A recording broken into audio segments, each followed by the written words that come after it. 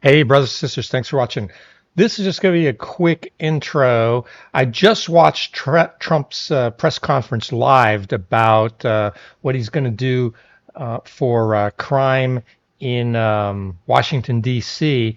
And it was pretty enlightening. It looks like he's pretty tired of it. And so, in synopsis, in summary, he has taken control over the Washington, D.C. police. And he's deployed National Guard, I think it's somewhere in the order of 800 troops, and also sent in federal law enforcement officers to help fight crime. And so I'm all for it. If the local authorities that are there are so soft on crime that people are being robbed and beat in the streets, and there just seems to be no accountability, something needs to be done. And I get you could say, hey, these are the duly elected officials, but they're just not doing the job. And when government employees actually start to get attacked, don't mind the cat, then yeah, I think the president should get involved to fix it. We had at least one Doge employee got beat up. There have been several other, staffers or officials that have been mugged or even killed in Washington, D.C. in the last couple of years. So crime is out of control. Something has to happen. So the Trump deranged will say this is just a power grab and Trump's acting like a king and all that again. But I think it's a good idea. So with that, let's go ahead and watch the video. I talk a little bit in the video, but it goes on for quite some time. So I thought I would make this quick little intro. So if you get bored, don't watch it or skip ahead. But he really addresses the crime issue. And then also in there, questions are asked about him working with Putin to stop the Ukraine war. There's a little bit about tariffs and NVIDIA chips, but that's really what the press conference is about. So with that, let's see what's in the press conference. And yep, cat's being all lovable. He likes face bumping, but don't mind the cat. All right, here we go. Hey, brothers and sisters, thanks for joining me. Hot off the presses, it looks like Trump is about to have a press conference. And so let's watch it. Haven't seen this. It's already in progress, but I've rewound it, but it's in progress right now. So we're getting to see it sort of live. Trump addresses crime in D.C. after federal takeover threats. And so for anyone who's not aware, this is really all probably because of Big Balls.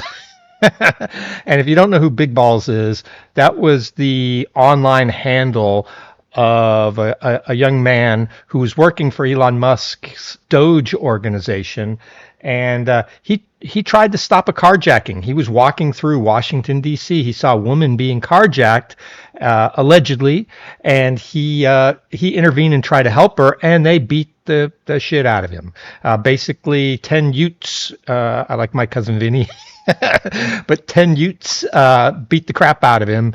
And I think last time I saw, 2 had been arrested by police who pulled up during the altercation and pretty much saved Big Balls. I just love the Big Balls moniker. It's a flashback to Mose and Bart Simpson prank calling Mose. It was great seeing all the talking heads talking about it. So here it goes. Let's go ahead and watch it. We'll react as it goes and we'll pause it, but it is actually happening live. And so, well, how does that relate to Big Balls? Trump came out and said he was going to fix crime in Washington, D.C. because this was a travesty of the beautiful capital of America and that people should be safe. And I agree. People, Americans, tourists, everyone should be safe. So something needed to be done, and it wasn't being done. So Trump said he was going to fix it, Trump being Trump. So let's see what he has to say about it. That should start momentarily.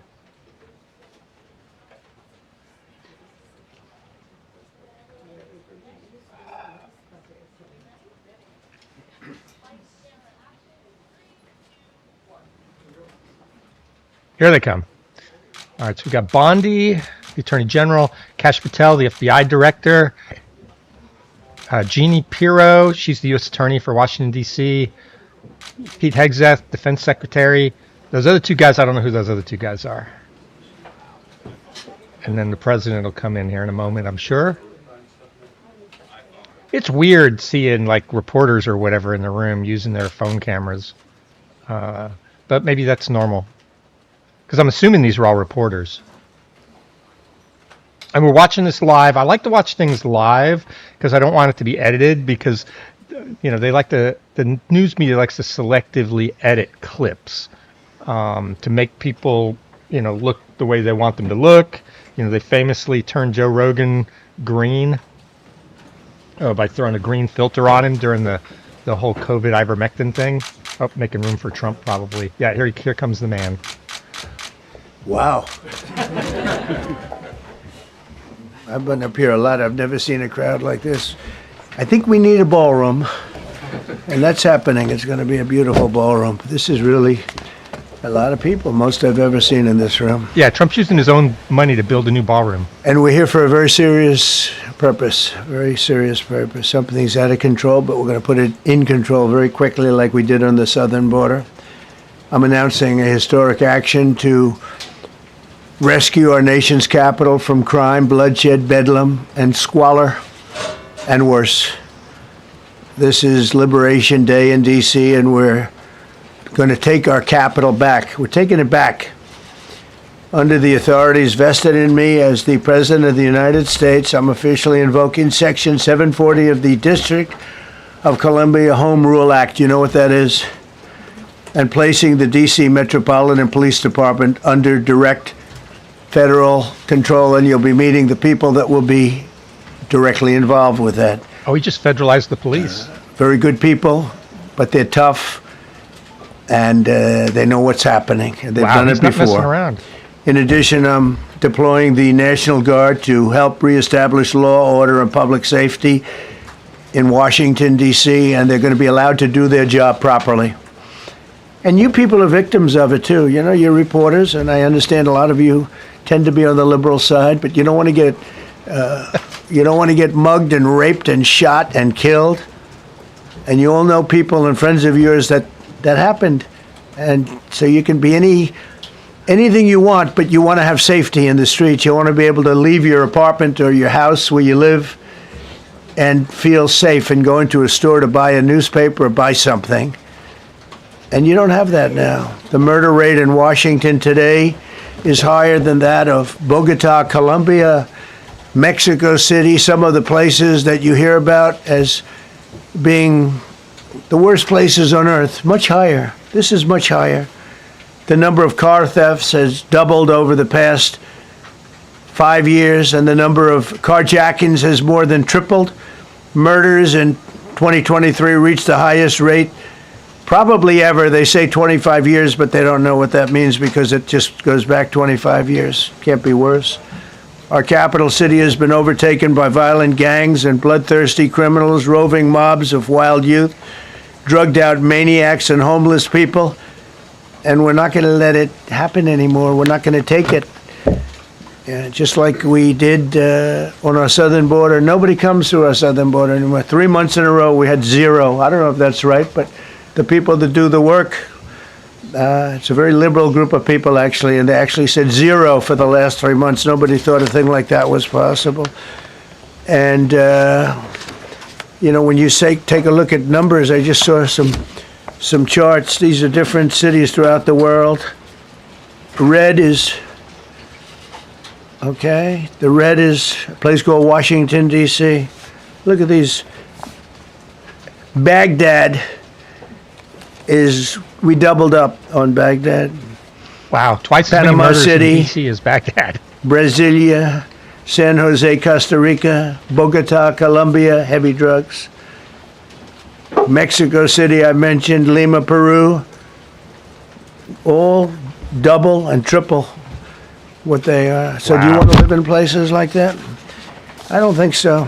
And I think the people in this room, if you wrote correctly, you'd see, look at the kind of numbers we have. D.C., 41 per 100,000, number one that we can find anywhere in the world. Other cities are pretty bad, but they're not as bad as that. Is that where you want to live? The reporters of the world? Juvenile offenders and crimes against persons, as they say. It's getting worse. Not getting better, it's getting worse. And we had a recent indication.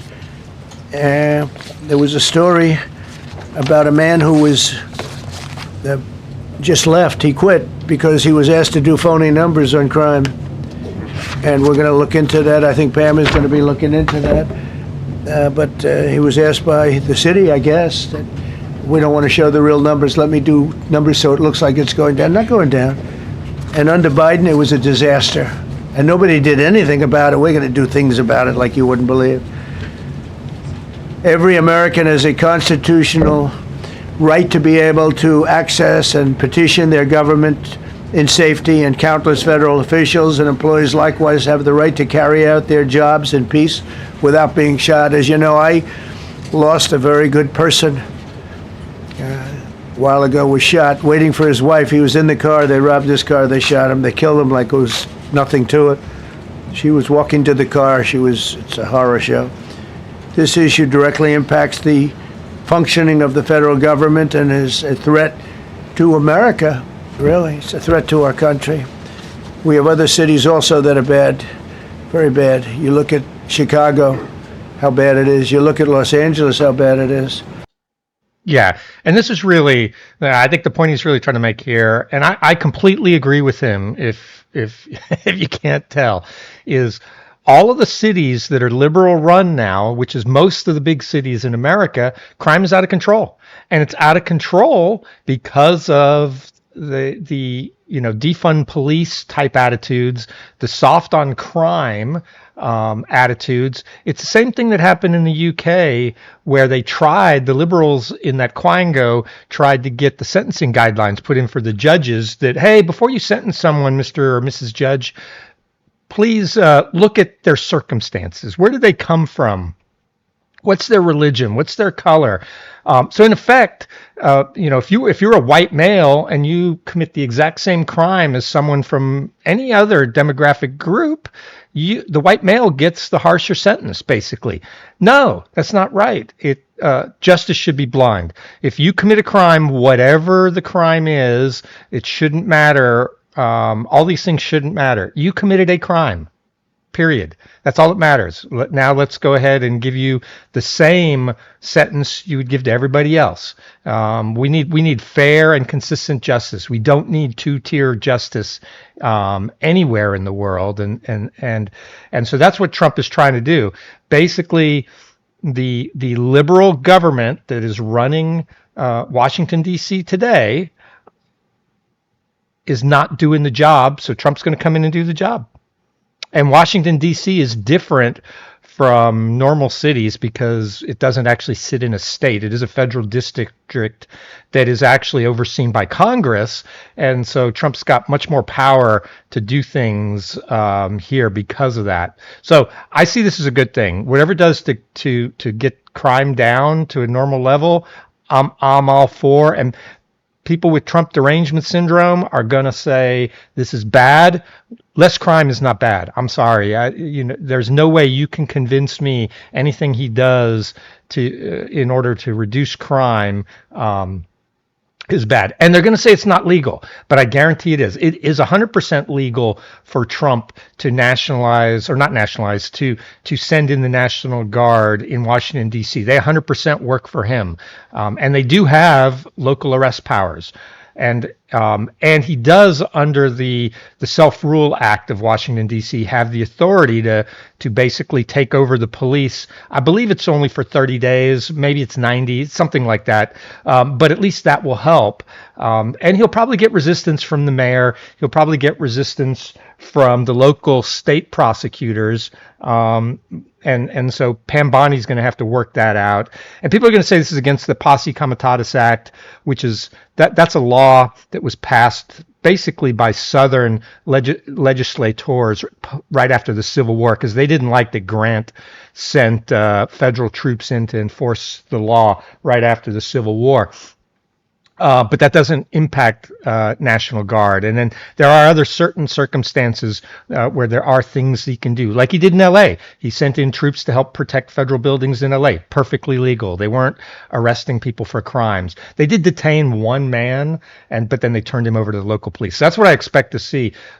Some of these people that they catch will be charged with federal crimes, and then Pam Bondi and Jeannie Pereiro, I think that's her name, the state attorney, will be able to prosecute them, and then the rest will be turned over to local prosecutors. And if the local prosecutors don't play ball and decide to give everyone early release and things, then he'll find a way to come after them. Basically, if I was Trump, I would defund their offices. Any federal funds they're getting, stop giving them to them if they go soft on crime. But anyways, that's enough of that. Let's get back to this. I have no idea how long this is because it literally just started.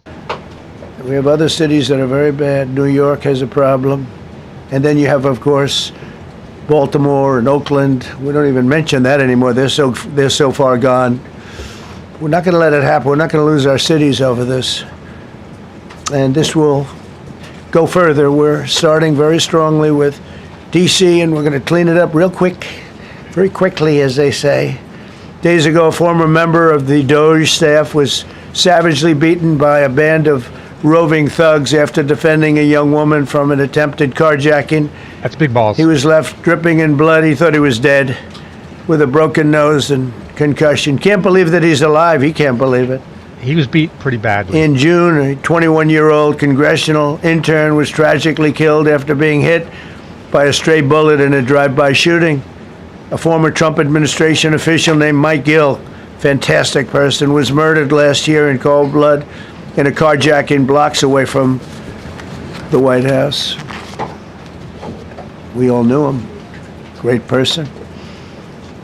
Waiting for his wife as she was walking to the car. A Democrat congressman was also carjacked at gunpoint not far from the Capitol. And in 2023, an aide to Senator Rand Paul was stabbed in the chest and head by a demented lunatic as he walked down the street, just absolutely for no reason. We do need better mental Horrifically, last health. July 4th weekend, a 3-year-old girl was shot in the head and killed while sitting in a car near the Capitol. It's becoming a situation of complete and total lawlessness. And we're getting rid of the slums, too. We have slums here. We're getting rid of them. I know it's not politically correct. You'll say, oh, so terrible. No, we're getting rid of the slums where they live. Caravans of mass youth rampage through city streets at all times of the day. There are ATVs, motorbikes. They travel pretty well.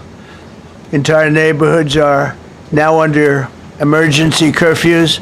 Just this past weekend, gunfire went through, and you saw that, the Navy Yard. I saw it this morning. They saw that they fought back against law. See, they fight back until you. But they fought back against law enforcement last night. And they're not going to be fighting back long because I've instructed them and told them whatever happens, they love to spit in the face of the police as the police are standing up there in uniform. They're standing and they're screaming at them an inch away from their face. And then they start spitting in their face. And I said, Spitting is assault. You Arrest spit them. and we hit. And they can hit real hard. Yeah, I'm okay with it. It's a disgusting thing. spit I've on watched somebody, that for that's assault. years, for 3-4 years. I've watched them. The police are standing, and they're told, don't do anything under any search. So and you can see they want to get at it. And they're standing there, and people are spitting in their face, and they're not allowed to do anything. But now they are allowed to do whatever the hell they want. This dire Good public for safety Trump. crisis stems directly from the abject failures of the city's local leadership. The radical left city council adopted no cash bail. By the way, every place in the country where you have no cash bail is a disaster. That's what started the problem in New York, and they don't change it. They don't want to change it. That's what started it in Chicago. I mean, bad politicians started it, bad leadership started it, but that was the one thing that's central: no cash bail. Somebody murders somebody and they're out on no cash bail before the day is out. We're going to end that in Chicago. We're going to change the statute. I spoke with Pam and Todd and everybody. We're going to change the statute, and I'm going to have to get the Republicans to vote because the Democrats are weak on crime. Totally weak on crime. They don't know why. They want to stop because they get mugged too. But we're going to change no cash bail. We're going to change the statute and get rid of some of the other things. And we'll count on the Republicans in Congress and Senate to vote. We have the majority, so we'll vote. We don't have a big majority, but we've gotten everything, including the great, big, beautiful bill. Got that done, and that's one of the greatest things that's ever happened to people in this country. They're starting to figure it out, how good it is. Like biggest tax cut in history. So many things. But we'll be able to get that done. So, Todd, if you and Pam can draw up things working with the people, we will. I'll get it passed. We'll get it passed with the Republicans. Probably won't get, think of this, probably won't get one Democrat vote because they have no idea what they're doing. That's why they want men playing in women's sports. That's why they want transgender for everybody transgender. Exet's almost laughing over there. And they just got walloped in an election, in a landslide, and they haven't changed one thing. I saw the other day the certain gentleman who was a very well-known politician, Democrat, was fighting like hell that men should be allowed to play in women's sport. They just don't get it. They said it's an 80-20 issue, and I think it's a 97-3 issue. And I don't know who the three are. I've never heard anybody nobody's ever come up to me, sir, you have to let men play in women's sports. You have to do it, sir. Nobody's ever approached me. I don't know where this issue even comes from. Never seen anything like it. But they turned our nation's capital into a sanctuary jurisdiction. That's the other thing. We have to get rid of sanctuary cities as quickly as possible. We're going to do it, too. We have to. Because it's sanctuary for criminals. Releasing illegal alien gang members onto the streets in 2022, nearly 70% of criminals arrested in Washington went unprosecuted. That's not going to happen with the group we have standing 70% aside and standing behind me. That's why crime is rampant. And at the Metropolitan Police Department, it's now reached a small number relatively compared to what it was, but it's thousands of people. You know, we have thousands of police. I was told today, sir, they want more police. I heard a number, 3,500 police. That's a lot of police. 3,500. I thought they were going to say, we only have 30 policemen or women. He said, we have 3,500. We need more. You don't need more. That's so many. I never heard. That's like an army. That's a lot of police. How could you need more than 3,000? It just happened 2 minutes ago. Sir, they've requested more police. Oh, what do they have? About 3,500. I said, 3,500? This is not a big area. It's ridiculous. What you need is rules and regulations, and you need the right people to implement them. And we have the right people here, that I can tell you. Yeah, if they actually enforced the law, they wouldn't need all those police. Biden said, there's nothing you can do. Kamala was the border czar. She never called one of the Border Patrol agents who are great. ICE is great. Never spoke to anybody. Never went there. But she was the border czar. And everybody said it was impossible to fix. I fixed it in 3 months. No, really. I fixed it the first week, but really fixed it over the last couple of months. And I mean, literally to a point where, as I said, 0 illegals entering our country in the last 90 days. Pretty amazing. It's time for dramatic action. We're going to do the same thing over here. It's going to be a very safe city very soon. We're not looking to take years, because a lot of people die in years. And we've got incredible people in this country, except we have to allow them to do their job. Mm-hmm. And that we will deliver like nobody's ever delivered before. I actually think it's easy. You know, if you're competent, it's easy. If you're incompetent, it's impossible. But I'm very competent. Last week, my administration surged 500 federal agents into the district, including from the FBI, ATF, DEA, Park Police, the U.S. Marshal Service, the Secret Service, and the Department of Homeland Security. You know, a lot of nations, So he's sending 500 they don't have anything like federal that. law enforcement They as got well.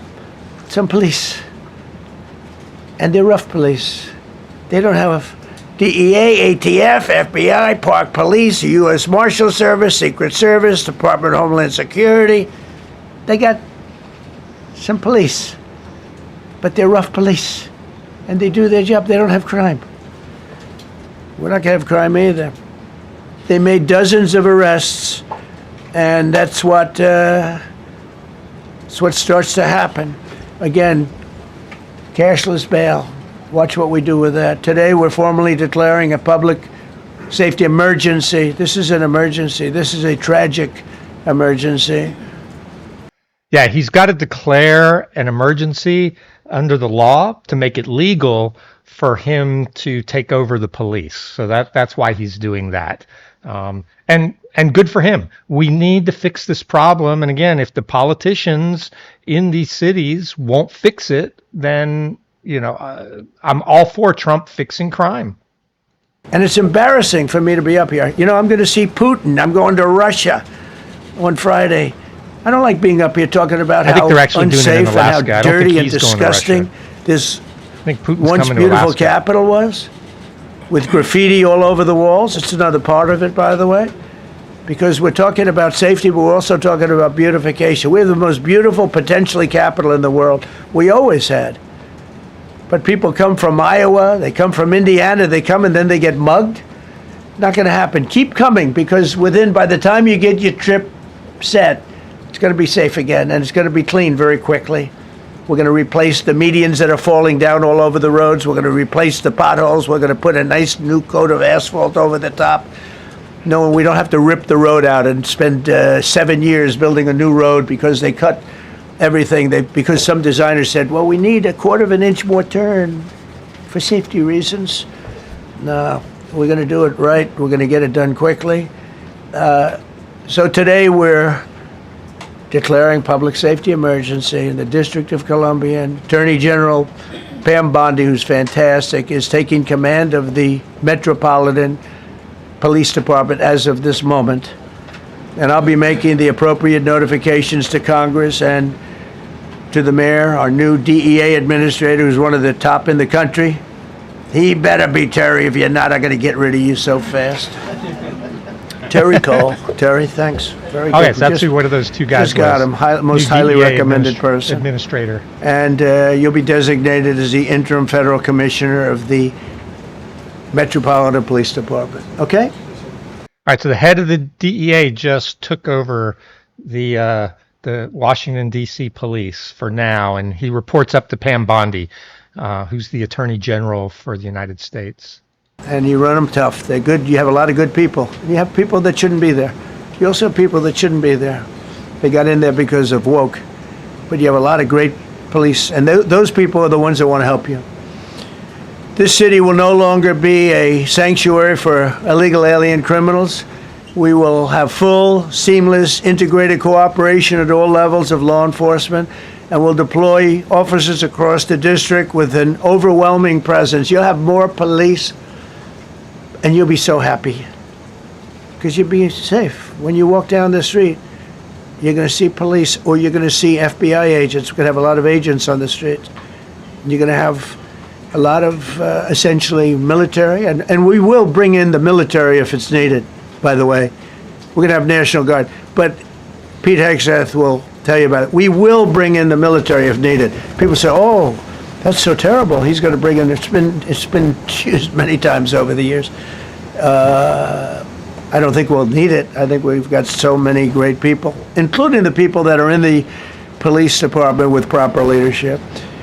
They'll immediately begin massive enforcement operations targeting known gangs, drug dealers, and criminal networks to get them the hell off the street, maybe get them out of the country, because a lot of them came into our country illegally. They shouldn't have been allowed in. They come from Venezuela. They come from all over the world. We're going to get them the hell out.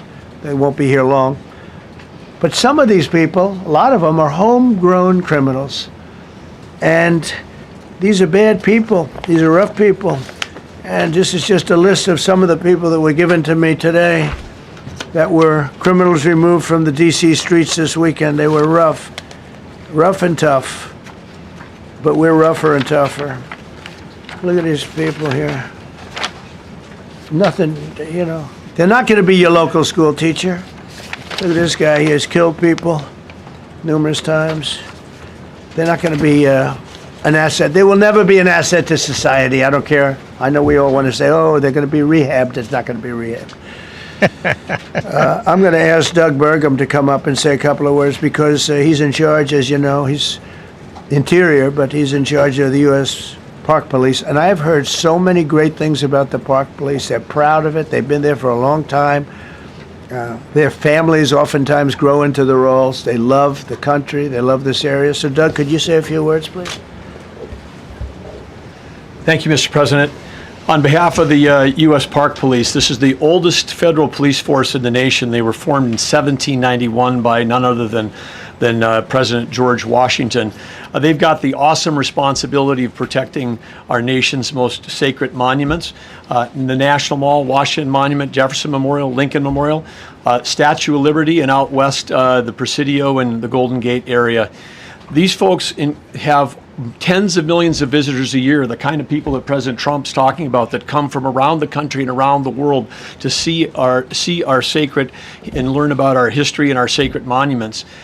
They've been doing a fantastic job, but they are so pleased, the rank and file, that President Trump is now allowing them to enforce the law. As those of you that live in the city may know, that the circles and the triangle parks that are spread throughout D.C. are actually federal park property. So the U.S. Park Police also have responsibility for that. These became littered with homeless camps under the Biden administration. All of you saw that. Since President Trump's executive order on March 27th, making D.C. safe and beautiful again, the U.S. Park Police have removed over 70 homeless camps. And President Trump also talked about beautification. They're stopping and enforcing the laws against graffiti on our monuments. They've removed over 80 specific attacks against our history with graffiti on our monuments. So they continue to do a great job, whether it's in their vehicles, on foot, or on the mounted police that you see around the National Mall. And President Trump, they thank you. The rank and file is so happy to be enforcing the law again. Thank you for your leadership, and they're excited about the announcement you're making today. Thank you. Very good. Great job you're doing. Thank you very much. All right, Secretary of the Interior. Could you say something about the military, if you would? Well, Mr. President, it's an honor to be here. Secretary of Defense. At your direction this morning, we've mobilized the D.C. National Guard. It'll be operationalized by the Secretary of the Army, Dan Driscoll, through the D.C. Guard. You will see them flowing into the streets of Washington in the coming week. At your direction as well, sir, there are other units we are prepared to bring in. Other National Guard units, other specialized units. They will be strong, they will be tough, and they will stand with their law enforcement partners. This is nothing new for DOD.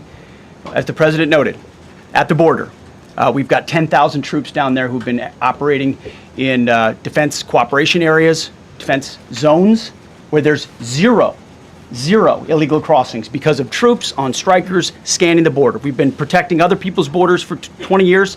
It's about time we protect our own, and we're working with ICE and CBP. In Los Angeles, we did the same thing. Working with the California National Guard, working with ICE officers. ICE officers deserve to do their job and not be attacked. We will work alongside all DC police and federal law enforcement to ensure this city is safe, this city is beautiful, and as I always say about President Trump to the troops, he has their back. And my message to the National Guard and federal law enforcement in Washington is, we have your back as well. Be tough, be strong, we're right behind you. Thank you, Mr. President.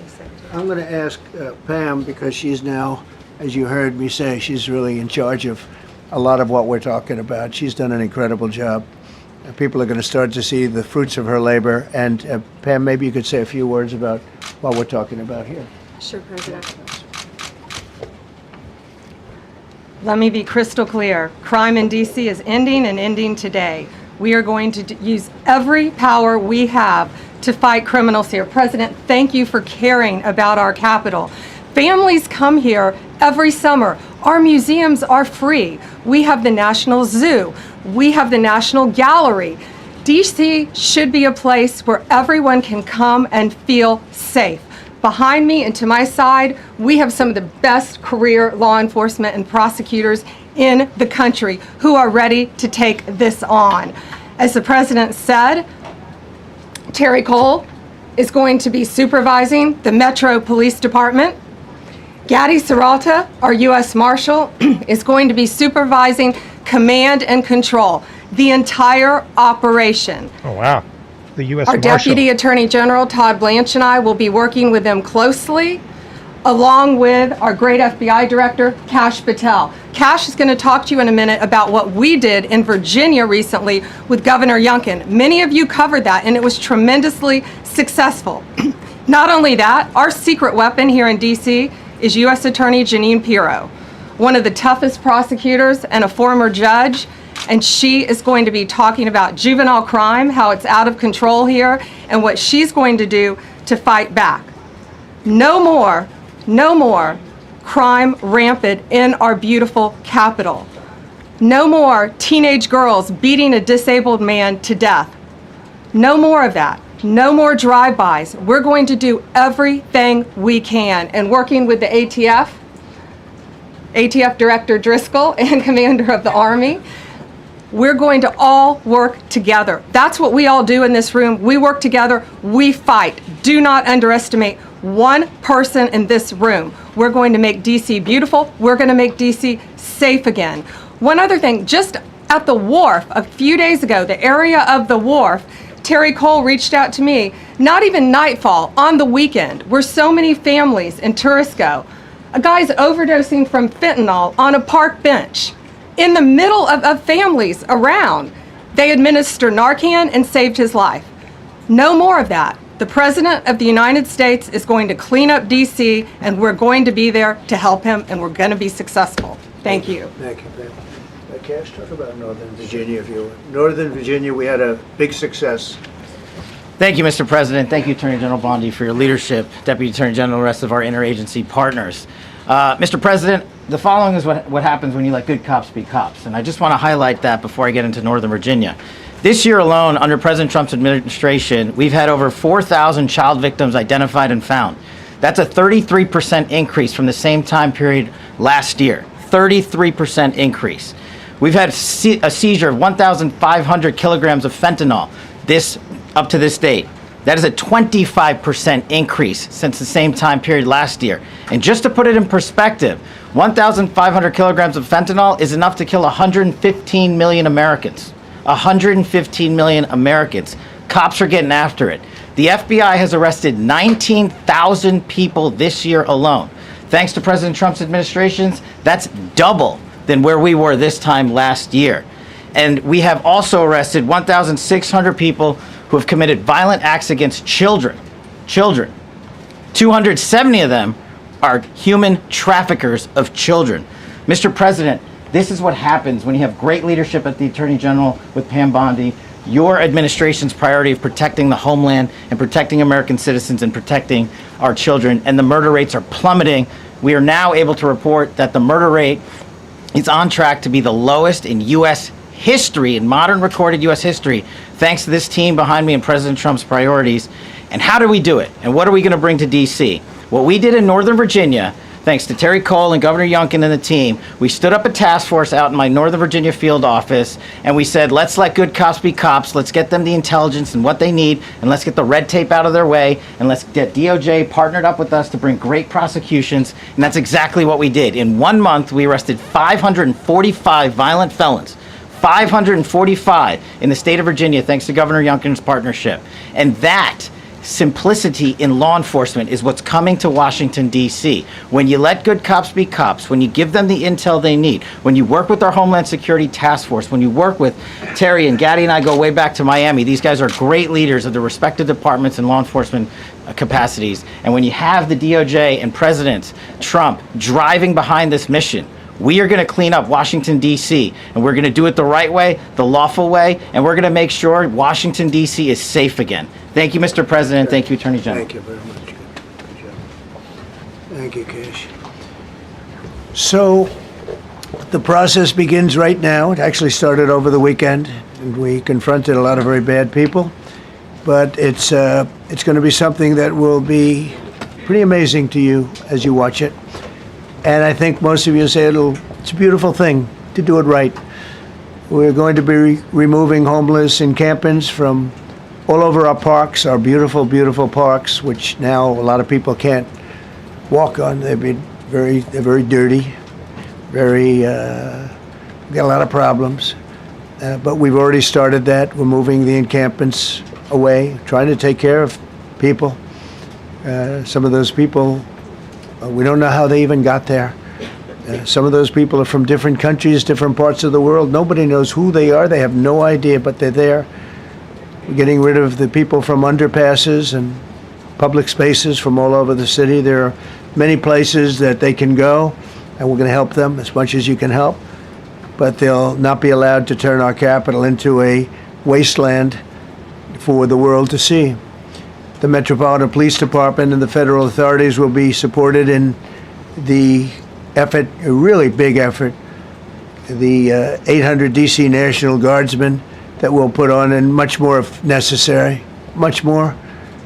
You remember I said, I offered 10,000 once. Remember I said to a certain person who I thought always was highly overrated, not very competent. I think it's Nancy Pelosi. But I said, if you need them, we'll give you 10,000 of the military or the National Guard. They turned me down. Yeah, Democratic. But if necessary, we're going to Speaker of the move service members directly to That was joining just before the January 6th. Guardsmen.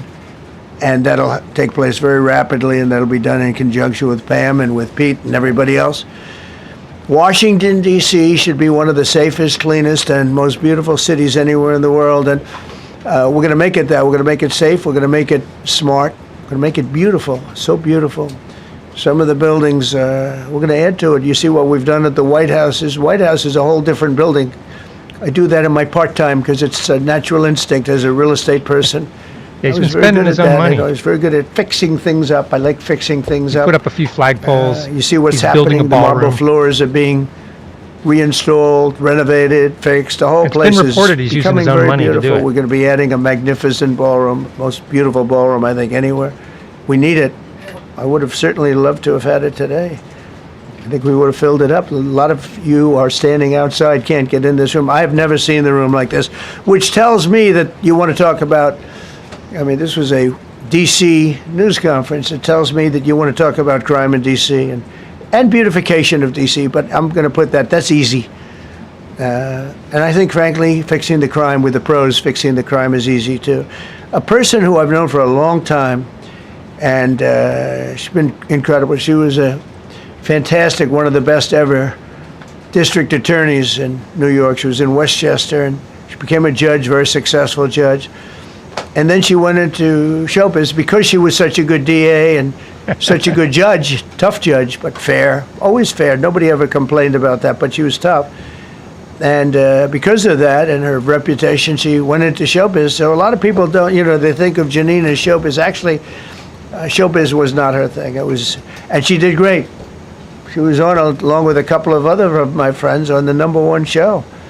And she did great. But this is what she loves doing. This is really her baby. What she's going to do is going to be incredible.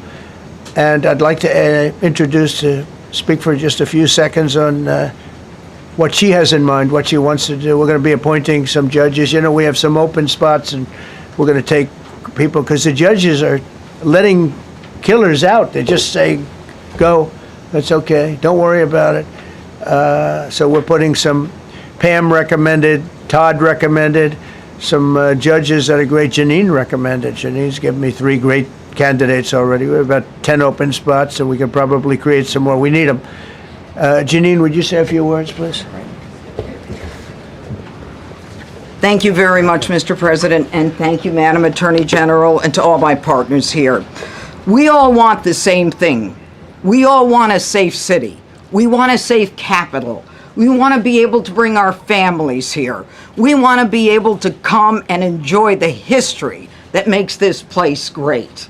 And unfortunately, we are not in that position right now. And Mr. President, I want to thank you for taking the step that we need right now to make criminals understand that they are not going to get away with it anymore.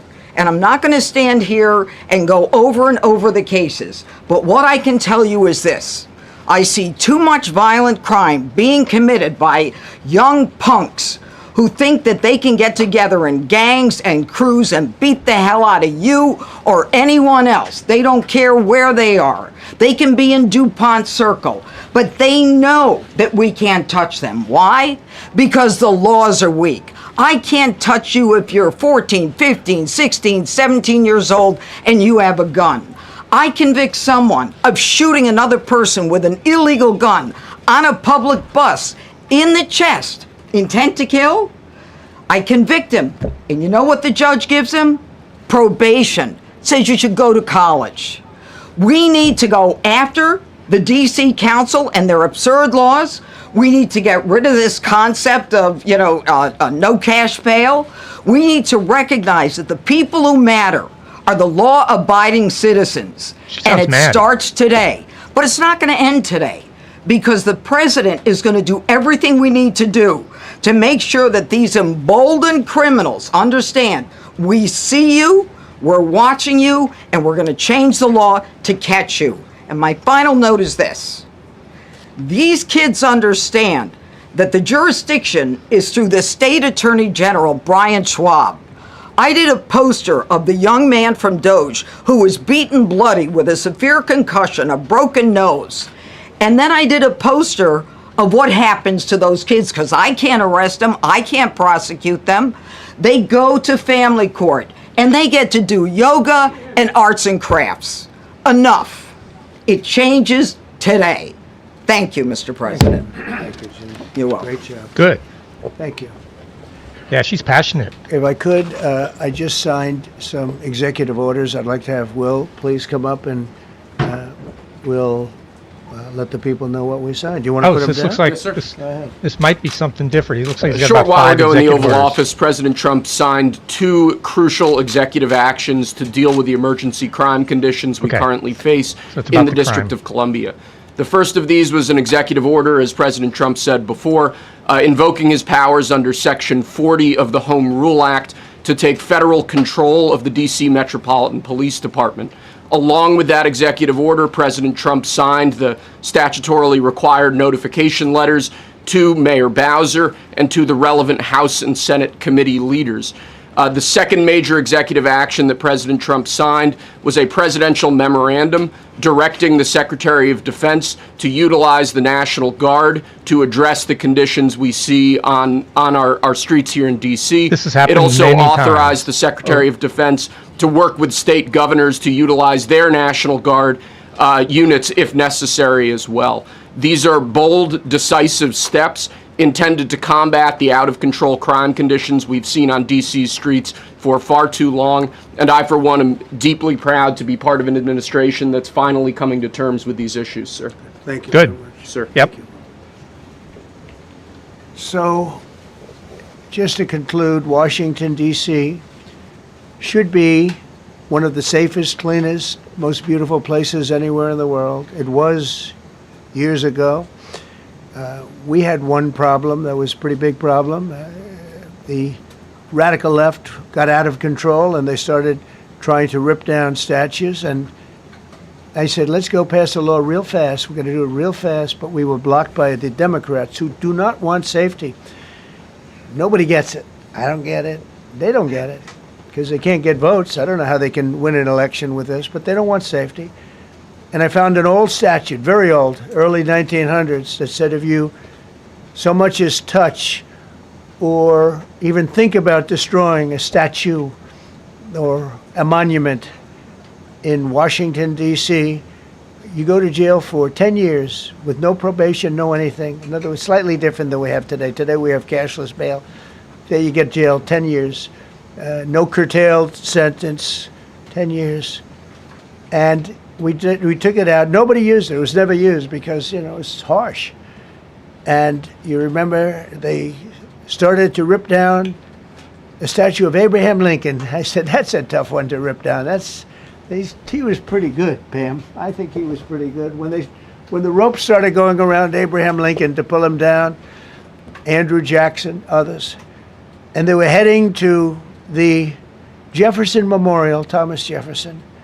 They're going to do a big number there. I said, it's time. And I signed that statute immediately. We had it updated. We made it use the same language, all passed by Congress. And I announced it's 10 years in jail, no probation, no anything, 10 years, no curtail sentence if you touch, so much as touch a statue in Washington, D.C.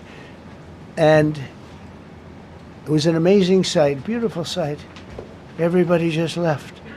The ropes were hanging around Andrew Jackson, and there were 2 ropes around Abraham Lincoln. They left the rope, but everybody just left. And that was the last problem we ever had. You know, that was the last problem that we ever had with the statues. They were going wild, and somebody came to me and said, "Sir, in 19..."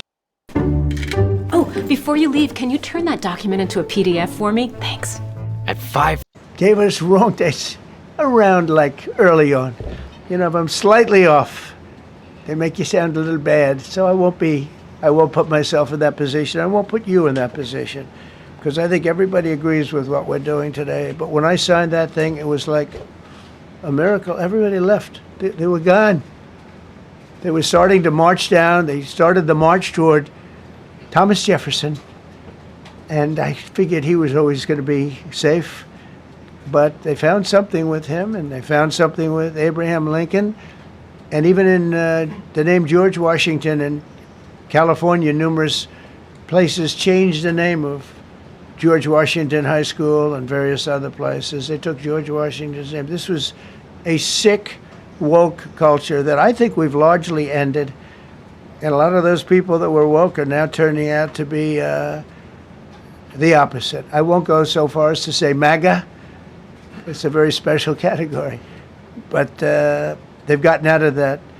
But we have people that love this country, and they love this really beautiful capital. It is. I flew over it the other day, and I said, what a beautiful place. But if there's crime all over the streets, when you get there, it doesn't look so beautiful. But we're going to make it beautiful again. We're going to fix it with crime, and we're going to also, as we're doing that, we're going to start doing things that we know how to do, that I know how to do better than anybody, I guess, because of my experience from previous life. But not only are we stopping the crime, we're going to clean up the trash and the graffiti and the grime and the dirt and the broken marble panels and all of the things they've done to hurt this city. And we're going to restore the city back to the gleaming capital that everybody wants it to be. It's going to be something very special. All of these people are really tough. Could I shake your hand, Gaddy, please? You're going to be so important here. You're going to be that guy. I hope I don't have to fire him in 2 weeks because he's too soft. I don't think he's too soft. If I do, I will, though. Is it okay if you're soft, weak, and pathetic like so many people? I will fire you so fast. You're not going to have to worry about that. No, I think you're going to do a fantastic job. And everybody in this room, they may not express Trump it, is a but they all comedian. want that to happen. He could do stand-up. He really could. And they have families, too. So it's an honor to have such a large group. I've done this for years now, hard to believe. I've never seen this room so packed. In fact, I'm sure it's a violation of every fire code. But we'll let you stay anyway. You're taking a chance. And with that, we'll say, maybe if you could. Oh, wow. Oh, he's going to take questions. All right, We so we'll could be here all day continue long. on.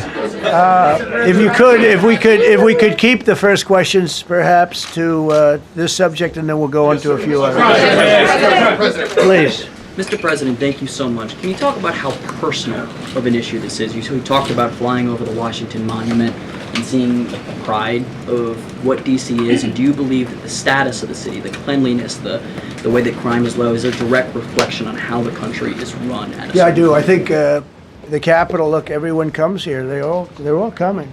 All the leaders, they're all wanting to come. And I say it, I've said it again, but I'm really just quoting other leaders from NATO, from the Middle East, King of Saudi Arabia, Qatar, UAE. I was over there. We brought back $5.1 trillion of investment into our country. But a month and a half ago, I was at NATO. We had a great thing. They agreed to put up 5% instead of 2%. 2% they didn't pay, 5% is already paid. We had a great meeting, and they all said the same thing. They said our country was dead. They thought our country was gone. 1 year ago, they said your country was dead. And now you have the hottest country anywhere in the world. We do. We have the hottest country in the world right now.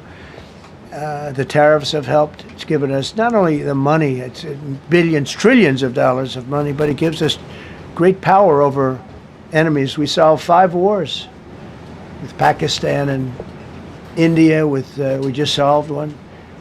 Azerbaijan and, as you know, and Armenia. A war was raging for 37 years. And the 2 leaders got up and they said, we never thought this would be solved. Russia tried to solve it. They all tried to solve it. It was a very tough situation, but we got it done and got it done. And I said to the 2 men, I said, are you guys friends? And they had a hard time. They've been killing each other for 37 years, right? One was there 5 years, one was there for 22 years. He said, my whole life I've been fighting this war, and you got it solved. But we did many of those. We did in the Congo and Rwanda. That's been going on for 30 years. 8 to 9 million people killed that they know of, but it was raging, and we got that solved. We got a lot of them done. It's a great honor. But you want to have, when they come, the leaders come to our country to sign documents that the war is over or whatever, or for other reasons. They come for trade. And you want them to come through so beautifully. You ride down those roads, everything should be perfect. You shouldn't have medians falling down into the roadway. Median, the metal things that are always, somebody had a great lobbyist, because I've never seen them look good. I've been looking at those things with the little, right? They're always broken and bad, but here they're really bad. And we're going to either put new or fix. If you're a man who makes at least $150K a year and you feel self-conscious about your gut sticking out, I'll get you shredded or you won't pay it. Up our sidewalks. You have countries where every Saturday the people go out and they wash their sidewalks in front of their stores or their houses. They scrub their sidewalks. So we aren't quite at that level yet, I don't think.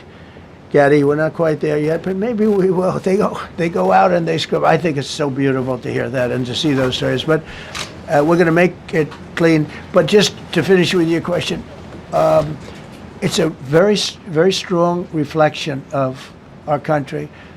And when they see a bad city, my father always used to tell me, I had a wonderful father, very smart, and he used to say, son, when you walk into a restaurant and you see a dirty front door, don't go in. Because if the front door is dirty, the kitchen's dirty also. Same thing with the Capitol. If our Capitol's dirty, our whole country is dirty, and they don't respect us. So it's a very good question, actually. Mr. President, sorry. Question for you on the specific issue. Do you expect more cities to follow DC's path if this goes through? So the idea is that Chicago, LA, San Francisco, would they expect similar action what we've seen in DC? And the other question, sir, there's reporting that the administration is going to reclassify marijuana. Would that send mixed messages that if marijuana is okay, some drugs are okay, but we're trying to clean up crime? How do they go hand in hand? We're only looking at that. That's early, but somebody reported it, which is fine. We're looking at it. Some people like it. Some people hate it. Some people hate the whole concept of marijuana because if it does bad for the children, it does bad for people that are older than children. But we're looking at reclassification, and we'll make a determination over the next few weeks. And that determination hopefully will be the right one. It's a very complicated subject, the subject of marijuana. I've heard great things having to do with medical, and I've had bad things having to do with just about everything else. But medical and, for pain and various things, I've heard some pretty good things. But for other things, I've heard some pretty bad things. The other part of your question, we're just going to see what happens with it all. We're going to have a tremendous success in what we're doing. Other cities are hopefully watching this. They're all watching, just like everyone's watching here. They're all watching, and maybe they'll clean up, and maybe they'll do this and get rid of the cashless bail thing and all of the things that caused the problem. If you go back, this whole thing with cashless bail is a disaster. So many problems came that we never had before. So they're watching us today, and if they don't learn their lesson, if they haven't studied us properly, because we're going to be very successful. I have zero doubt about that. It's going to be. It's a question of will it be really fast, like the border, You know, everyone said, they used to say, Biden used to say, I need legislation. I didn't get any legislation. I called up our people, and we did a great job. Tom Homan was great. As you know, our secretary did a great job. They did a great job. There's no games. They didn't play games. And we're going to have the same thing here. But then I'm going to look at New York in a little while. Let's do this. Let's do this together. Let's see. It's going to go pretty quickly. And if we need to, we're going to do the same thing in Chicago, which is a disaster. We have a mayor there who's totally incompetent. He's an incompetent man. And we have an incompetent governor there. Pritzker's an incompetent. His family threw him out of the business, and he ran for governor. And now I understand he wants to be president. But I noticed he lost a little weight, so maybe he has a chance. You know, you never know what happens. But Pritzker's a gross incompetent guy, thrown out of the family business. But when I look at Chicago and I look at L.A., if we didn't go to L.A. 3 months ago, L.A. would be burning like the part that didn't burn. If he would have allowed the water to come down, which I told him about in my first term, I said, you're going to have problems. Let it come down. We actually sent in our military to have the water come down into L.A. They still didn't want it to come down after the fires. But that was it. We have it coming down. But hopefully L.A.'s watching. That mayor also. The city's burning. They lost like 25,000 homes. I went there the day after the fire. You were there. And I saw people standing in front of a burned down home. It was, their homes were incinerated. They weren't like, even the steel was literally, it was all warped and literally disintegrated because of the winds and the flame and the whole thing. It was like a blowtorch. They were standing on this beautiful day, maybe a couple of days after. We gave it a little time because what they had suffered. Almost 25,000 homes. And you see what's happening now. They didn't give their permits. I went to a town hall meeting. I said, we're going to get you the federal permits, which are much harder. Almost immediately. Lee Zeldin is a star. He did an incredible job. They have all their federal permits. They don't have their city permits. And the mayor said to me, we think we could have them in 2 years. I was walking down the street, and I met with firemen and police. And I was saying hello to many people that were standing in front of their homes with yellow tape. You can't go in. You can't go onto the lot. And those people wanted to start rebuilding their homes then and there. And the mayor said, we should be able to get them the permits within 2 years. I said, that's a shame. 2 years? Are you kidding? I'm going to get them the federal permit like almost immediately. 2 years. And she drew it back. Well, maybe 1 year. See this? This is a 400-ounce bar of solid gold. Back in the 20s, this could buy you a decent. And now they're talking about putting, this is among the most beautiful areas was in the country. Now they're talking about putting low-income housing there. Can you believe this? I love low-income housing. I made money with low-income housing. I built low-income housing. I know more about low-income housing and luxury housing. I know about everything real estate. They want to replace some of those homes with low-income housing. They haven't gotten their permits yet. We've gotten all the federal permits, which are much tougher to get, and it was done almost immediately through Lee Zeldin and Federal Environmental. And I watched the other day, those people are angry. And now, you know, they had tremendous, they loved that area. They loved the whole big area, different places, but they loved it. It was all luxury stuff and beautiful stuff, and some wasn't that luxury, but the level of love for that neighborhood, their neighborhoods, was incredible. And you know what? I watch people on television, they want to go, they want to leave. They've lost their spirit, they've lost their heart, because the mayor's incompetent, and Gavin Newsom is incompetent. He's got a good line of bullshit, but that's about it. He's incompetent. Gavin Newsom. And you have Los Angeles is, you know, it's amazing. You know, I called, the first thing I did, I got the Olympics to go there. I was the one that got it. And by a rare thing that happened, I'll be the president. I was very upset because I got the Olympics there, and I said I won't be president when it comes. But bad things happened, and illegal things happened, really illegal things happened. Now it turns out one good thing was I'm going to be the president for the Olympics for 2050, for 250, which is going to be fantastic, and also for the World Cup. So we have a lot of good things, and I hope 250 is going to be the 250th anniversary is going to be the best. But when I looked at those people, and I saw last night on television that they still don't have their permits, It's a disgrace what's happened in Los Yeah, thank you. The China tariff deadline is tonight. Do you plan to extend that? We'll see what happens. China's been, we've been dealing very nicely with China, as you probably have heard. They have tremendous tariffs that they're paying to the United States of America. And we'll see what happens. They've been dealing quite nicely. The relationship is very good with President Xi and myself. President, you mentioned your upcoming meeting with President Putin. Can you tell us what you hope to get out of that and whether you'll consider inviting President Zelensky to join? So you have to understand, this is a war that should have never happened. This is a war that wouldn't have happened if I were president. It would have never happened. It was the apple of his eye. I got along very well with President Putin. But if you look, under President Bush, they took a lot of territory. Under President Obama, they took a lot of territory. Under Biden, they essentially took the whole thing. You know, it's just a question of time. Under Trump, you know what they took? Nothing. I was the one that said, you can't build your pipeline. That was half built. I came in, I stopped the pipeline. It's called Nord Stream 2. Nobody knows that, you know. Nobody ever heard of Nord Stream 2. You might have not even heard it. Biggest pipeline in the world. I stopped it.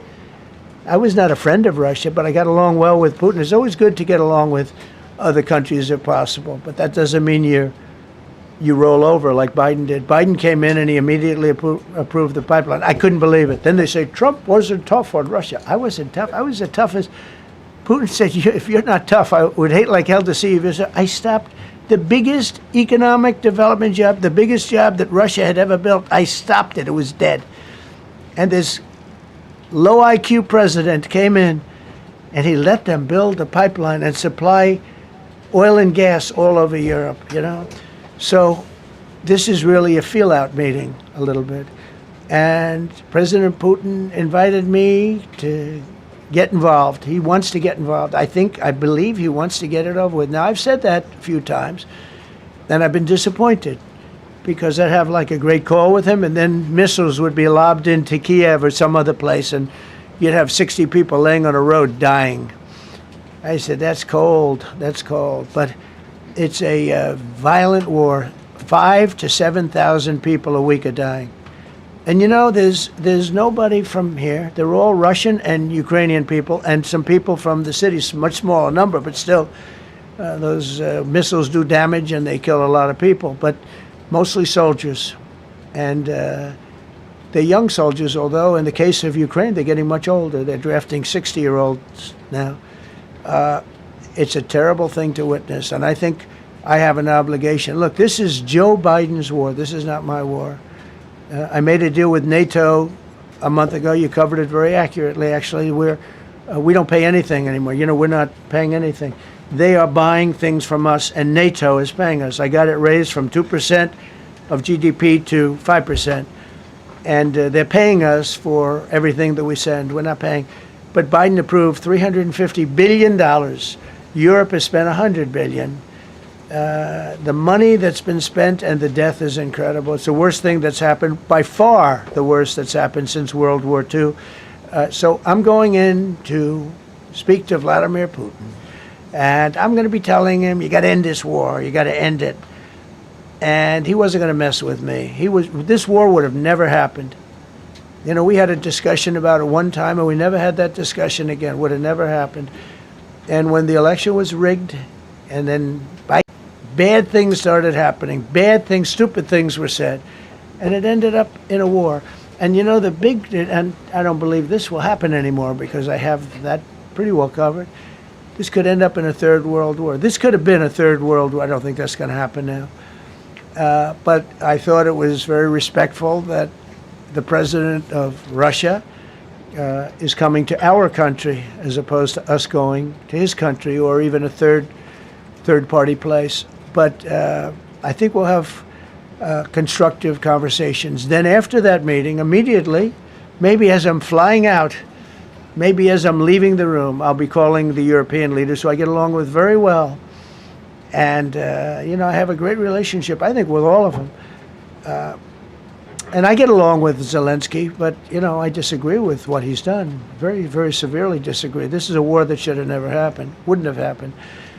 But I'll be speaking to Zelensky. The next meeting will be with Zelensky and Putin, or Zelensky and Putin and me. I'll be there if they need, but I want to have a meeting set up between the two leaders. I was a little bothered by the fact that Zelensky was saying, well, I have to get constitutional approval. I mean, he's got approval to go into war and kill everybody, but he needs approval to do a land swap, because there'll be some land swapping going on. I know that through Russia and through conversations with everybody, to the good, for the good of Ukraine. Good stuff, not bad stuff. Also, some bad stuff for both. So there's good and there's bad. But it's very complex because you have lines that are very uneven, and there'll be some swapping, there'll be some changes in land, and the word that they will use is, they make changes. We're going to change the lines, the battle lines. Russia's occupied a big portion of Ukraine. They've occupied some very prime territory. We're going to try and get some of that territory back for Ukraine. But they've taken some very prime territory. They've taken largely ocean, in real estate we call it oceanfront property. That's always the most valuable property. If you're in a lake, a river, or an ocean, it's always the best property. Well, Ukraine, a lot of people don't know that Ukraine was largely 1,000 miles of ocean. That's gone. Other than one small area, Odessa, it's a small area. There's just a little bit of water left. So I'm going to go and see the parameters. Now, I may leave and say, good luck, and that'll be the end. I may say this is not going to be settled. I mean, there are those that believe that Putin wanted all of Ukraine. I happen to be one of them, by the way. I think if it weren't for me, he would not be even talking to anybody else right now. But I'm going to meet with him. We're going to see what the parameters are. I'm then going to call up President Zelensky and the European leaders right after the meeting, yeah. And I'm going to tell them what kind of a deal. I'm not going to make a deal. It's not up to me to make a deal. I think a deal should be made for both. I think Russia has to get back into building their country. It's a massive country. I think they have 11 time zones, if you can believe it. It's a massive, it's by far, from the standpoint of land, it's by far the largest. They have tremendous potential in Russia to do well. They're not doing well. Their economy is not doing well right now because it's been very well disturbed by this. It doesn't help when the President of the United States tells their largest or second largest oil buyer that we're putting a 50% tariff on you if you buy oil from Russia. That was a big blow.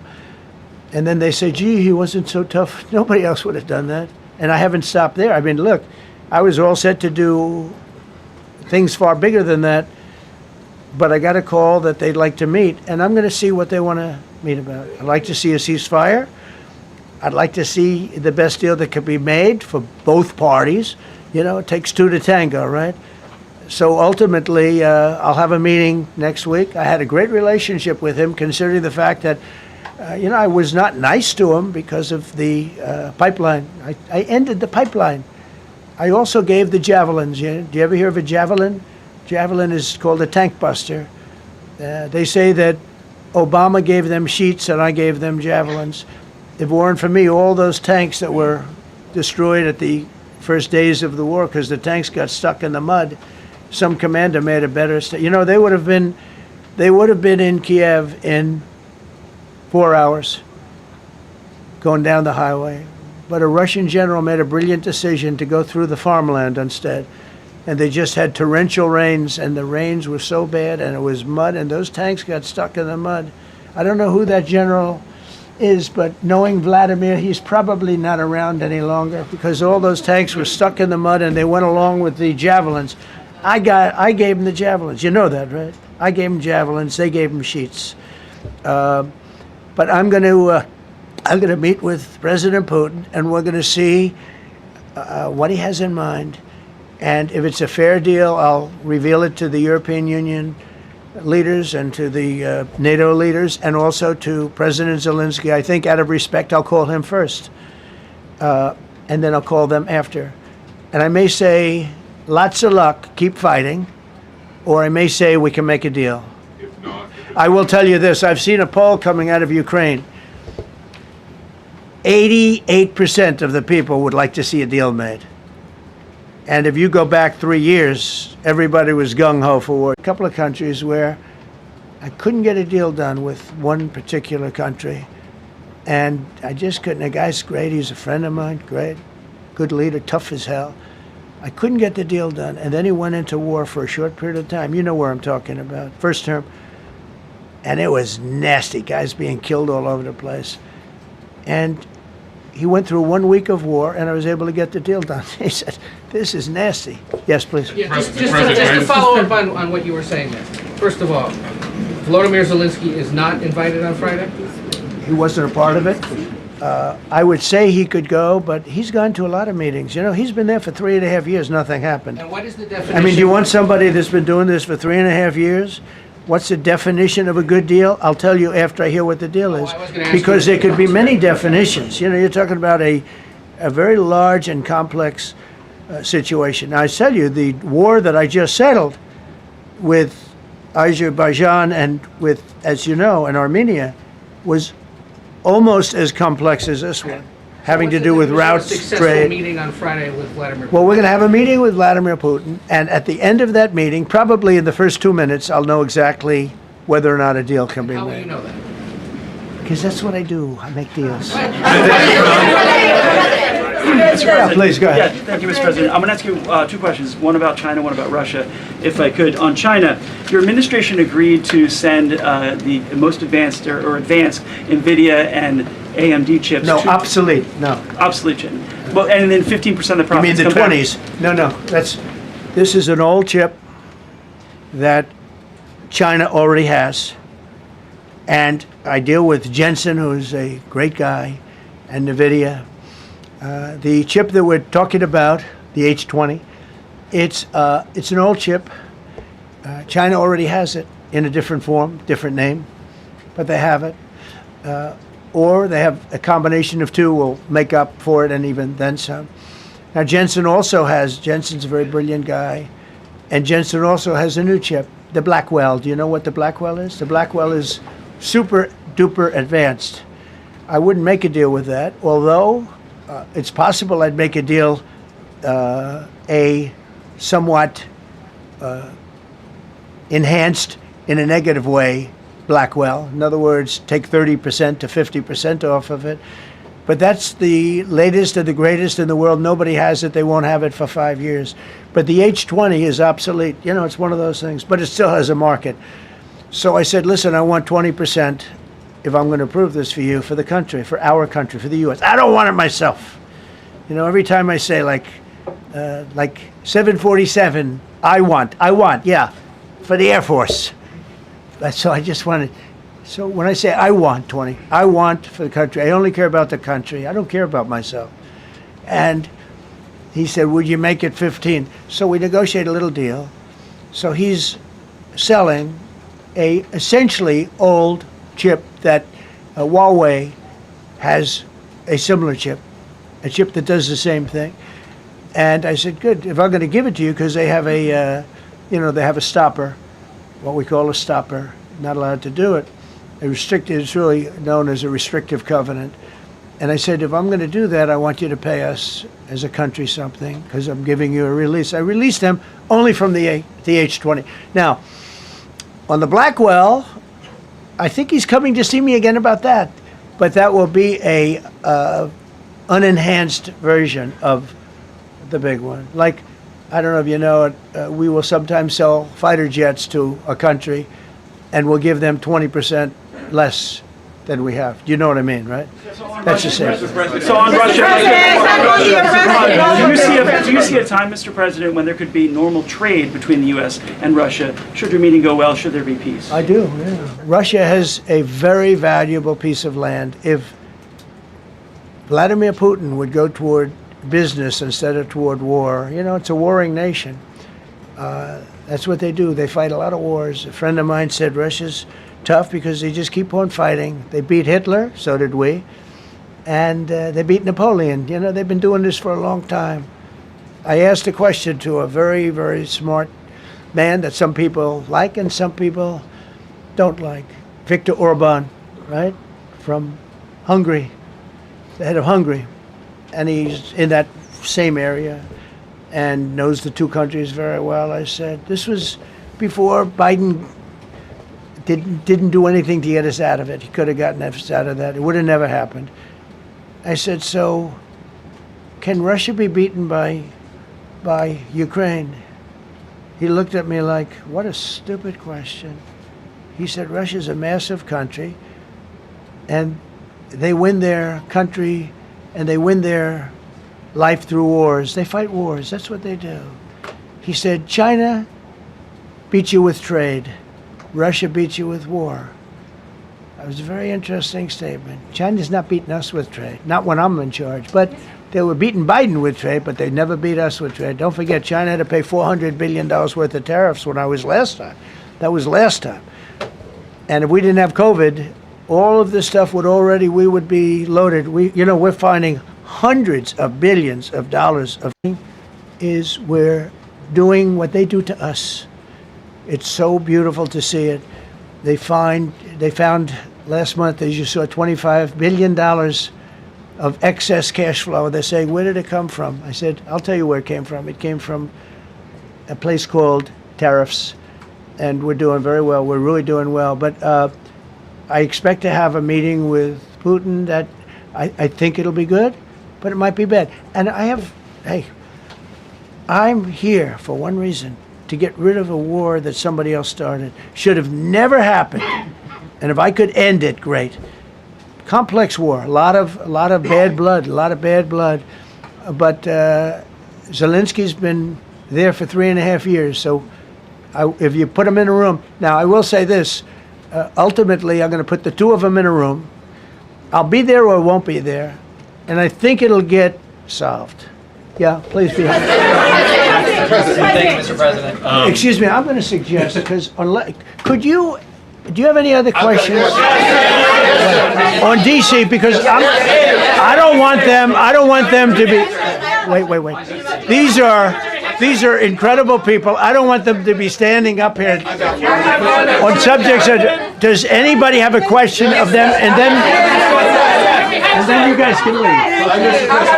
Okay, a question, Brian, go ahead. Thank you, Mr. President. All right. And by the way, this is only on DC, and then they're going to leave because it's unfair to have them stand up here all day long. I Brian. agree. I've got two questions for you. First, about DC. This is personal for me as well. Last year, I was robbed on the streets by one of these teenage thugs. Had a gun, got away with it. Let's talk about the effort that between law enforcement, prosecutors, and judges, because it's a recycling belt. Like, these kids go, they don't fear the police. They know it. If you talk about how we've got to get these judges and put these kids behind bars, right. Adult crimes deserve adult penalties. And my second question, I'll after you answer that, please. You want me to answer? Or whoever wants to take it. Okay. It's real. Do you want me to answer it? Go ahead. Here's the problem. Assuming that they're 17 years, older than 17 years old, I can get the case. If they're under 18 years of age, I can only get the case if it's murder, rob one, rape, or even if they shoot a gun but don't kill you, I can't get it. So the law has to be changed. As the president said, cashless bail. That has to be changed. All right, then, even assuming I get the case, I get jurisdiction, I get a conviction, the D.C. Council has given the judges the ability to give probation on shootings. And so then it's up to them. All of these things, the Youth Rehabilitation Incarceration Reduction Act, and now they want to seal records. So if we work hard, we get a conviction, they want to wipe it out. So that needs all to be changed. Okay, Mr. Question. Pam, would you answer that also? Yeah, and just back to that topic. Let's be clear, though. We're going to charge them, and we're going to track every single thing they do throughout every step of the court process and report back to you and let all of you know what's happening to them. Because the people who are prosecuting them, the judges who are trying them, they also need to be held accountable. Mr. President, you also made a comment. This is the most people we've ever seen in this briefing. I've never seen ever, right? Yes. I've never seen any. Where's Caroline? Where's my superstar? Caroline. Is Caroline in the back? Where's Caroline? Come here, Caroline. Come here, Caroline. Come here. Is she doing a good job, by the way? Come here, Caroline. Is this the largest crowd that you've ever seen? This is definitely the most packed briefing, and I think all of you would agree. I think it's why we need to build a ballroom. Mr. President, I have a better idea. All right, Brian, go ahead. My question is this. You're building the big, beautiful ballroom. Yeah. Could we build a big, beautiful briefing room, updated technology, more seats? I don't want to do that. I don't want you to be comfortable. So no, I don't want to make life comfortable. So look. Let's just do this. Let's do this. It's going to be a big thing. We're going to Russia. That's going to be a big deal. What happens, happens. I'll let you know what happens. You'll be the first to know. I'll be calling the European leaders. I'm going with totally. I mean, we have a lot of talks. They're great people. They're great leaders, actually, and they want to get back. Honestly, as one of them said, I've OD'd on trying to settle Ukraine. They've OD'd, meaning they've overdosed on the settlement of Ukraine. Not a nice expression, but boy, is it accurate. They're tired of it. They want to get back to spending money on their countries. You know, Biden gave them $350 billion.